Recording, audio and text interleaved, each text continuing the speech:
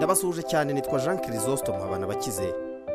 Hari byinshi wibaza ku bijyanye n'abatinganyi, ariko ibihugu bikomeje kuba byinshi mu bikomeza guha amahirwe ndetse no kwemerera amategeko yemerera abahuje igitsina gushyingiranwa n'igihe bagomba kubikorera. Benshi ubu ngubu byakomeje kujya ku murongo, ntago bakikanga kuvuga ngo ndi umutinganyi. Arabikora yumva atuje, ntacyo yikanga. Umugabo akabana n'umugabo, umugore akabana n'umugore. Ibihugu bifite amategeko yemerera abahuje igitsina gushyingiranwa, ndaje mbikubwire, ndetse n'igihe byatangiriye n'igihe byanatoreye iri tegeko. Byaje gutora amategeko yemerera aba bana bahuje ibitsina mu bihugu turi buze kugarukaho. Wakwibaza ngo u Rwanda rukuri uwuhe mwanya muri ibyo bihugu? Mbese u Rwanda rwaba rwaremeye iryo tegeko? Urabyumva muri uyu mwanya. Ni mu kiganiro gito gikubiyemo ibyagiye bigaragazwa na bimwe mu bihugu ndetse n'igihe byatangiriye. Hari kuva mu mwaka w'2001 ibihugu bitandukanye byiganjemo ibyo mu Burayi, Amerika, byamaze guhita byemeranywa ko abahuje igitsina bagomba gushyingiranwa mu mategeko kandi byemewe. Ahangaha Ubuholandi nibwo bwaje ku mwanya wa mbere bubimburira ibindi bihugu, mu gihe Afurika igihugu kigaragara kuri uru rutonde ni kimwe gusa. Ibindi byose bikomeje kugenda byamagana ibijyanye n'ubutinganyi. Nk'uko tubikesha World of Statistics, Afurika y'Epfo niyo yonyine mu bihugu bya Afurika yemeje iri tegeko. Ubu tuvugana abaryamana bahuje ibitsina barabyemerewe mu buryo bwose. Ibijyanye no kwemerera abaryamana bahuje ibitsina, umugabo uryamana n'umugabo mugenzi we, umugore akaryamana n'umugore mugenzi we, bakabana mu buryo bwemewe n'amategeko. Umugabo umwe akaba umugabo, abagabo babiri, reka mbivuge muri urwo rurimi nibwo mubyumva neza, abagabo babiri, umwe akaba umugore undi akaba umugabo. Nubwo byemewe abaryamana bahuje ibitsina kenshi usanga bavuga ko bahura n'ingaruka nyinshi zitandukanye. Nimba ari umugabo utingana na mugenzi we w'umugabo, bakunda guhura n'ibibazo by'indwara nyinshi zitandukanye zituruka muri iyo mibonano. Baba bakorera mu buryo butandukanye kandi bikaza kugira n'ingaruka ejo hazaza habo, ubwororoke bwabo cyangwa se kororoka kwabo k'umuryango bikazima burundu. Reka twumve cyangwa se kurikira neza wumve bimwe mu bihugu uko byagiye bifata cyangwa se byagiye byemerera abaryamana bahuje ibitsina.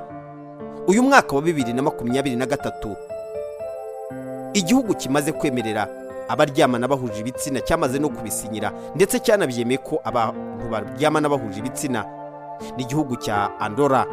Nicyo gihugu ubu ngubu tuvugana kimaze kubyemera ko abaryamana bahuje ibitsina, yaba umugabo n'umugabo, umugore n'umugore mugenzi we, cyangwa se umukobwa na mugenzi we w'umukobwa, umusore na mugenzi we w'umusore, umugabo na mugenzi we w'umugabo, umugore na mugenzi we w'umugore bagombana kuryamana bahuje igitsina. Biremeye mu mategeko. Noneho ubu ngubu bemerewe no gusezerana mu ngeri zose, yaba imbere y'amategeko ndetse n'imbere y'Imana. Mu madini n'amatorero amenshi muri ibyo bihugu yatangiye kubishyira mu ngiro.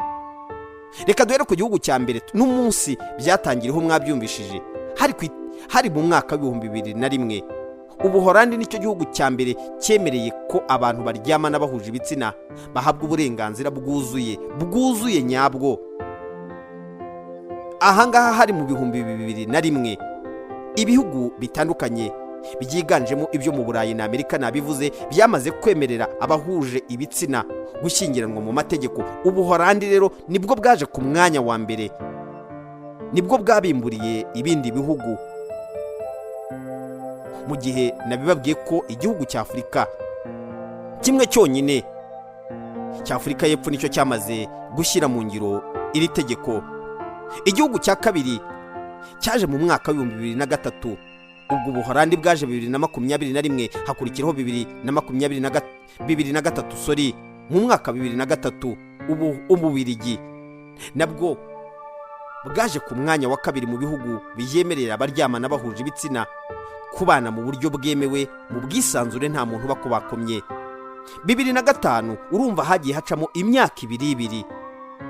2005 Canada na Esipanye nabyo byahaye uburenganzira abaryamana bahuje ibitsina. Baba bagiye nabo umwanya wuzuye nta kintu na kimwe, nta nkomyi, nta n'umuntu n'umwe uzabakomakoma. Barashyingiranwa, abagabo n'abagabo, abagore n'abagore. Mu bihumbi 2006 rero nibwo igihugu kimwe cyonyine muri Afurika, ndavuga Afurika y'Epfo, nibwo yemeje iri tegeko, yemeza ko abaryamana bahuje ibitsina bahawe rugari, bemerewe kujya baryamana uko babishaka, nta muntu n'umwe ubakomakomye, ndetse yewe nta n'itegeko na rimwe ribabuza uburenganzira bwabo. 2009 Norvège na Suwede nibyo bihugu byaje ku mwanya ukurikiraho. Ubwo bibaye ibihugu bingahe? Kibaye igihugu cya karindwi. Suwede na Norvège byaje muri 2009 nabyo bihabwa uwo mwanya, maze bitanga uburenganzira ku baryamana bahuje ibitsina. 2010 Argentina, Iceland ndetse na Portugal nabyo byasinye iri tegeko ko abaryamana bahuje ibitsina bahawe uburenganzira, nta n'umuntu n'umwe wemerewe kubakomakoma cyangwa se kugira icyo abatwara. Ibyo byose babyemerewe. 2012 Denmark nayo yaje gusinya iri tegeko, yemerera abaryamana bahuje ibitsina, abagabo n'abagore. Nimba uri umugabo ukaryamana n'umugabo, umugore ukaryamana n'umugore, ubu biremewe no mu mategeko, barasinya. 2013 igihugu cya Brazil, Ubwongereza, Wales, Ubufaransa, New Zealand ndetse na Uruguay, ibyo bihugu byose byatanze ryemeye iryo tegeko, biranarisinya. Aba bana bahuje ibitsina batangira kunezerwa, bagakora uko babishaka, bakisanzura. Ndacyari kwibaza ngo mbese, cyangwa mwebwe ubwanyu muri kwibaza ngo igihugu cy'u Rwanda cyo cyaba kiri muri ibyo bihugu? Reka twumve 2014 Luxembourg ndetse na Scotland nibyo bihugu byemeje iryo tegeko, nabyo bitanga uburenganzira ku baryamana bahuje ibitsina. Barasezerana ubu ngubu nta kintu na kimwe kibakomakoma, barabana mu rugo nk'umugabo n'umugore. Umugabo akabana n'umugabo, umugore akabana n'umugore, bagasezerana, bakambikana impeta. Umugore akambika impeta mugenzi we w'umugore. Mu Rwanda murabyibuka neza ko hari n'abagiye babyemera bakabigaragaza ku mugaragaro. Nabo ubwabo baribaza ngo niyihe mpamvu mu Rwanda iri tegeko ritemerwa, ariko barabana. 2015 Finland, Ireland ndetse na US, ndavuga Amerika, bemeje iri tegeko 2015. 2016 Colombia na Greenland, ibi ni ibihugu nabyo byemeje iri tegeko ko abaryamana bahuje ibitsina nta muntu wemeye kubakomakoma, bemerewe gukora ibyo byose kandi bakabikora mu buryo bweruye. 2017 Australia, Malta ndetse n'Ubudage ni ibihugu nabyo byemeje iri tegeko ko abaryamana bahuje ibitsina nta muntu ukwiye kubakomakoma cyangwa se kubakomakoma, bafite uburenganzira bwuzuye. 2019 Autriche, Ecuador, Taiwan, Irlande y'Amajyaruguru nabyo byasinye iri tegeko. 2020 Costa Rica, 2021 Chile ndetse na 2022 Ubusuwisi, Slovenia ndetse na Cuba nabo iri tegeko barishyizeho umukono, ndetse bemerera ko abaryamana bahuje ibitsina nta muntu uzabakomakoma. Igihugu kimaze nanone gusinya iri tegeko 2023 ubu ngubu tuvugana, Andorra nabo bamaze gusinya iri tegeko. Ni muri ibi bihugu by'i Burayi benshi nta muntu wakomakoma ku baryamana bahuje ibitsina, bafite uburenganzira, nta n'uwigeze, nta n'uzanabitekereza kubabuza kuryamana. Nimba ari umugabo aryamana n'umugabo, umugore akaryamana n'umugore, bakabana hagati yabo bakumva banyuzwe. Nakwibaza ngo mbese wowe wakirute ibijyanye n'abatinganyi, abaryama bahuje ibitsina?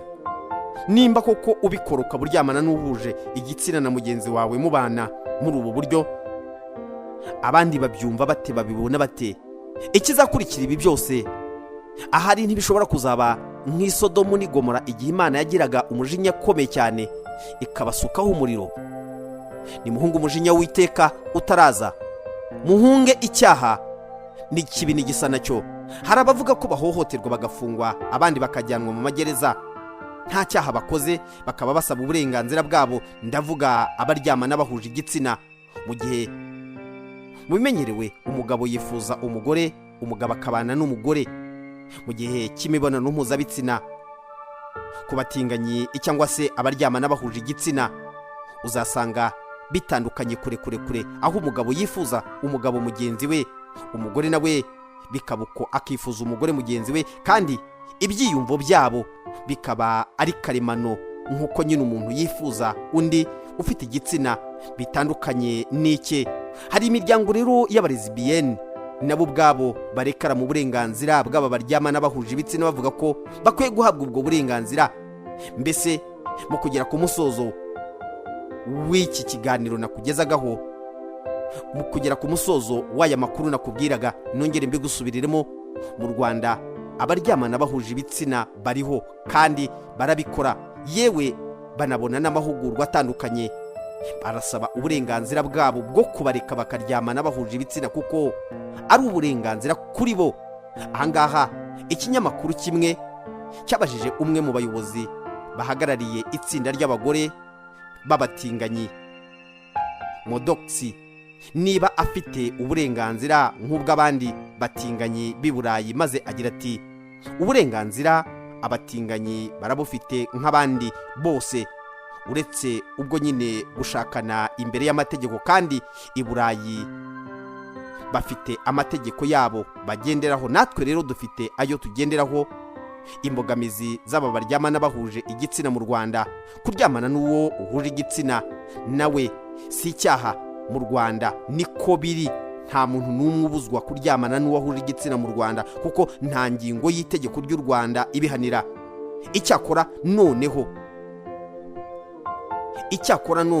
Icyakora nanone nubwo nta wahana umuntu uryamana n'undi bahuje igitsina, amategeko y'u Rwanda aracyabazitira ku ngingo zimwe na zimwe kuko atabemerera ibirimo gushakana no kubaka umuryango, kuko itegeko ry'umuryango rigena ko umugabo abana n'umugore. Indi mbogamizi bahura nayo ni ukubona serivisi z'ubuzima. Abaganga benshi ntibaramenya kubitaho mu buryo bw'umwihariko, nubwo bivugwa ko imiryango imwe n'imwe yibumbiyemo abaryamana bahuje igitsina barimo gufatanya n'inzego za leta mu kubahugura, ku buryo rero mu gihe bagiye gushaka serivisi zijyanye n'ubuzima bwabo bwihariye bazibona nta nkomyi. Umwe mu bagize umuryango w'abarezibiyeni yaganiriye n'itangazamakuru, ntago amazina tuyavuga, yavuze ko hari ubwo batinya kujya kwa muganga kuko batizeye uburyo bari bwitabweho. Avuga ati hari ubwo ushobora kujya kwa muganga wakuramo imyenda ugira ngo wereke umuganga uburwayi bwawe, ugasanga aratunguwe cyangwa se ntahite abyumva neza. Niyo mpamvu abenshi bahitamo kureka kwivuza kuko bamwe baba badashaka ko bimenyekana ko bari mu muryango w'abaryamana bahuje igitsina.